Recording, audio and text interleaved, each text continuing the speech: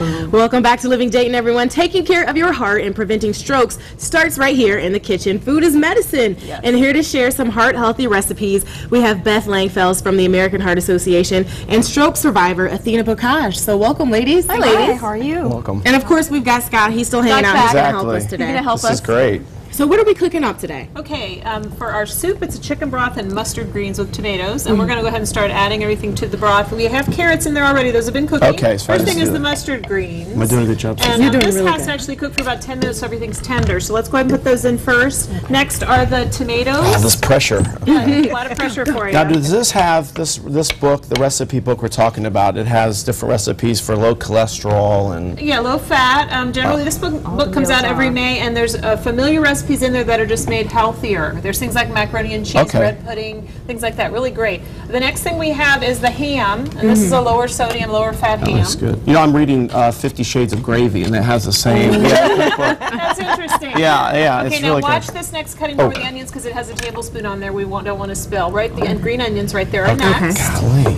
It's a lot of pressure. I keep it going. Time. Okay, come on. And then the next we have just bacon bits, which of course are imitation, not real bacon. We don't want to put real bacon in there. Imitation bacon. And the last ingredient is a little cayenne pepper. Give it a little kick. Oh my goodness. Kick it off the set. Bam. Perfect. So Athena's going to stir that together, and then we're just going to let it simmer. And about how much broth is in the pot? It's 4 cups of low-sodium chicken broth. Okay. I like that. It's like a chunky, nice, delicious soup. Yeah, it is. And again, the flavor is what's important here because we're making it a very low-fat soup. The cayenne pepper is going to give it a little bit of kick, and all the other flavors together blended will make it a really flavorful soup. Yeah. So when she gets it stirred together, we'll put the lid on. And then to go with it here, we have a carrot pineapple salad with golden raisins. I like that. And again, usual mayonnaise salad would be high in fat content. This one isn't because we're using a light mayonnaise. Okay. So I'm going to put in the golden raisins in with the carrots, and then some pineapple tidbits into the large bowl here. And then the dressing again is made with a light mayonnaise. So you're mixing your own dressing here. Mixing my own dressing. It's a mayonnaise, light mayonnaise base. Light mayonnaise base. Okay. So that's important to remember. And then a little bit of sugar for the sweetness because these salads are sweet. We don't want to, deprive people of their sweetness. Right. We reserved It's all in moderation too, right? It is moderation. A little bit of the pineapple juice reserved. Oh, that's smart. Okay, yeah. Okay, and so then we're mixing this together a little bit here in the bowl, the medium bowl. I'm going to whisk that together. If you want to help me by mixing that, do that. Because then the next thing that I'm going to put in here is curry powder. Now, some people don't like that, so you don't have to put that in. A lot of people are kind of iffy about their curry powder. Scott wants curry powder. But, curry powder's kind of good. So we just use a half teaspoon. I'm going to try to measure that out. I'm going to put that in there and just kind of whisk that as fast as you can because it's still a little lumpy with the mayonnaise. If we had a whisk, it might help. Yeah, well, we can pretend. There we go. And then, I don't know if we can get it on the camera there, but go ahead and just whisk that. Actually, I'll put this here. Put it in the center. And pour that over the top, and then we're going to put the whole thing together with a large spoon here. And once this is all mixed together, it's actually a really good salad. And again, very low in calories. The calories per serving is only 99. Oh, wow. That's great. So in a traditional mayonnaise-based salad, most people don't think about it when they go to picnics. They're piling them up. Yeah. You can have several hundred calories. They are delicious, but you think, oh, it's vegetables. And the serving size on this would be like a cup, half a cup? It's a half a cup serving. Let me look here. Half a cup serving, for 99. Now, Beth, while you're mixing up the salad, Athena, you yourself are a stroke survivor. That's so correct. Talk a little bit about the healthy lifestyle changes that you had to make after your stroke. Definitely no fried foods. No I fried food. bake, broil, broil.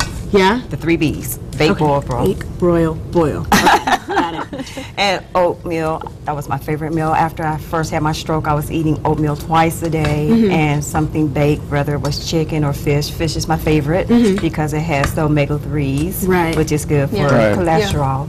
And when you are a stroke victim, your cholesterol tends to rise a little higher than people who's normally eating everything else. It's young. I was 40 at the time when I had my stroke. Wow. Very young. Yeah. So that's why I try to implement a little exercise, whether it's walking, going to the gym. Yeah. Currently, I do have a membership at a gym because I decided I better start eating healthy Good again. for you. That's great. Yeah. I fall off the wagon, then I have to get back on the wagon. Right, so. right. Now, did you sense any warning signs before the stroke, or was it out of nowhere? Well, I had a light headache, and then my speech was impaired, and so I wasn't able to, I didn't know what it was at the time. Right. And so my supervisor and another supervisor who was an EMT specialist or volunteer at the time, he realized it was a stroke, and they called EMS, got me oxygen to the brain, Good, yeah. because that's what stroke is, cutting off the oxygen to your brain.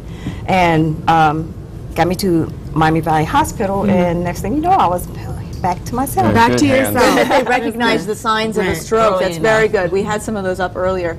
Now, when you made the transitions to the healthier lifestyle, like you said, no fried food, was it easy, or did you find it a little bit difficult to make those changes? Well, it was kind of easy for me because I wasn't into fried food as much, but I still did my share, my damage. We all do. I was younger, not as big, but hey, that's the purpose of changing to a healthier lifestyle for that purpose, is to try to maintain life and try to, in my case, a stroke is a hereditary thing because my son also had a stroke and he also has enlarged heart. So I'm trying to set an example for my children and grandchildren. Really important. That's You set a good one. Yeah, definitely. And like you mentioned, you know, eating healthy now, like we are in the kitchen, is a really good thing. So it's good that you were able to make that transition so easily. Yes. So we're working on our heart healthy dish here. There are also other options in the cookbook, right? Yeah, there are really good ones. Athena and I were talking about this morning. There's a creamy corn chowder we both want to try, and some really good looking salmon patties. Yeah, this is It's a great. terrific cookbook. Yeah, Right. Creole catfish. There you go. Yeah. Oh God, we got lots Kick of it up. Yeah. I think what's surprising when you look through the cookbook is that there's a lot that you can still eat with just small modifications. Like the salad is a perfect example. That you don't have to sacrifice all of that flavor. That's right. We'll make sure that we get these recipes up on our website, so you can go there to get those. Ladies, thank you so much for joining us. Thank you. Thank you for having us. Really great recipes.